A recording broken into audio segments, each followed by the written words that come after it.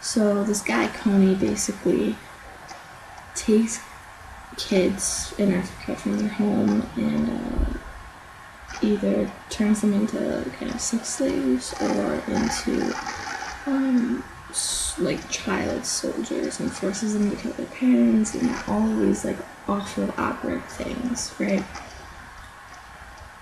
So I think everyone, no matter what political background you come from, can agree that this is awful and this guy needs to be stopped, right?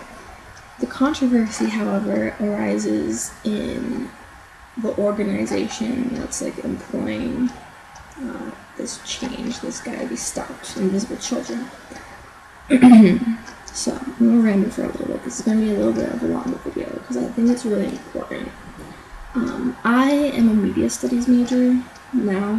I went from computer science to media studies, journalism, English, kind of advertising major. So I keep up with this stuff. And I think it's really interesting because people are rather upset with Invisible Children, who are the ones that made this video and started this whole campaign, because they don't think that their finances are very transparent, and they don't agree with how money made from donations is spent, essentially. Because basically 33%-ish, 40%-ish of donations and money raised from the sale of bracelets and the money they make off their documentaries, etc., go towards the actual people in Africa, the actual Invisible Children that need help. And this money is dispersed into building schools, into like food, water, etc. It just goes everywhere. The other amount of money goes towards travel expenses, salaries, media production of these documentaries, right? And a lot of people don't like that. And I can understand why people don't like that. It makes sense. When you're donating money, you want that money to go straight to the people that you're donating it for, right? And then this is where it gets tricky, and this is where people who are educated need to be a little bit more educated.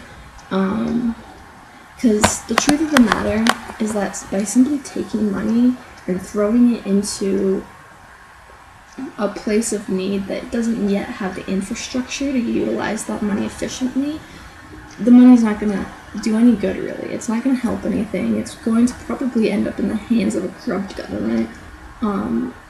Simply taking money and throwing it at people and say, here, hope this helps, hope this solves all of your world issues, doesn't. And I discuss this a lot in my global issues class. I'm part of this President's Leadership Program, so we talk a lot about like global issues and all that kind of stuff. And the thing is that by simply taking money and throwing it at people who don't quite have the infrastructure to really like improve their lives yet, it's not gonna do anything. You need to like start at the basics, start at the root, and build up the infrastructure before money is going to do anything. Okay, now let's retrace again. So this company, it's a nonprofit organization, is taking 30% of the money that they raise and they're building schools. They are helping build an infrastructure, first of all, which is incredible. Second of all, this guy who started this nonprofit organization is a filmmaker. So his skill sets are in filmmaking, and the thing that he can offer to the world are films. That's like what he has to give. And I think it's really incredible the effects that media can have on people. People respond to advertisements, people respond to commercials, people respond to movies, to television, newspapers, all of that. People, really react to that kind of stuff. And the thing is that like, if it weren't for these documentaries that this guy is making, nobody would even know about invisible children or the issues at hand at all. People wouldn't care. People would still be sitting on their couches watching Hulu. I watch Hulu. It's nothing bad. I'm just saying people wouldn't care. People wouldn't rise to action to do something about it, right? So, in my opinion, the way that they're allocating their money, which is the biggest controversy over this whole thing, is quite appropriate. Because simply throwing money at these people isn't going to work. It's not going to solve anything. It's just money going to nowhere, really. But by putting money into film production that people are going to see, that's going to encourage people to get out and actually do something, that's where the money has to go. That I fully support it personally. I think that they are allocating the money in ways that it needs to be allocated. And that's as simple as it gets, really. Like I said, people wouldn't care about this Kony guy if it weren't for this media campaign that this guy started. And let me tell you, this is why people need to care. Because right now, the United States government doesn't really want to get involved in this whole Kony thing, right? Because American interests are at stake. American economy isn't at stake. We have no stake in this whole thing. The only reason why America would get involved to try to help is if the people demanded it. And that's what happened the last time one of these videos came out and people demanded it. The United States ended up sending 100 troops, not to be soldiers, but to simply aid in the process of fixing things, right? Which was really, really, really super important to keep the place safe, essentially. But with this upcoming election, we might pull out, which would be extremely detrimental to this whole cause of finding Kony in the first place. If we pulled out, they don't have the infrastructure to utilize their own troops to find this guy, right? And honestly, we are a world's power with a responsibility to help people.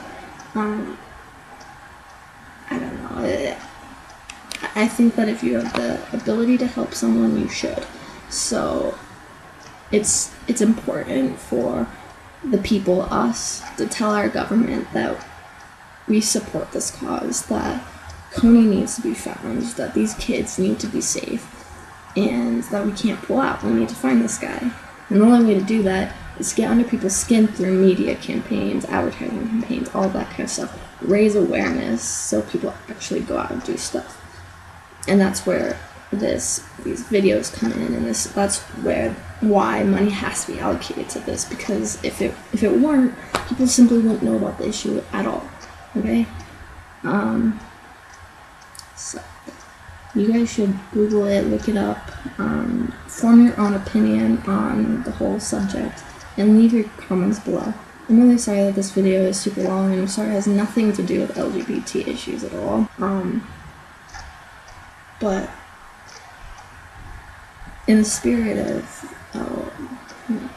flattened, globalized world, it's important for us to know issues that are going on around the entire world and do something about it. It's important for us to be impassionate and fix things, essentially. We should get involved. So that's why I fully support this campaign. Regardless of how money is being allocated, I think it's being allocated in the best way that a filmmaker knows how to allocate it. He's a filmmaker, so the beautiful thing that he has to offer the world, the beautiful thing that he has to offer a movement is making films.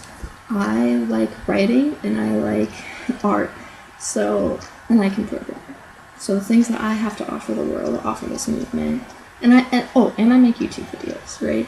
So the thing that I have to offer the world is not throwing money at an infrastructure I don't understand how to fix, but to say something, to be on YouTube, to write, to make poetry, to make art, to make anything that supports the cause and raises awareness and gets people passionate about the issue, right? So that's how we create change, is by taking what we do best and then doing it.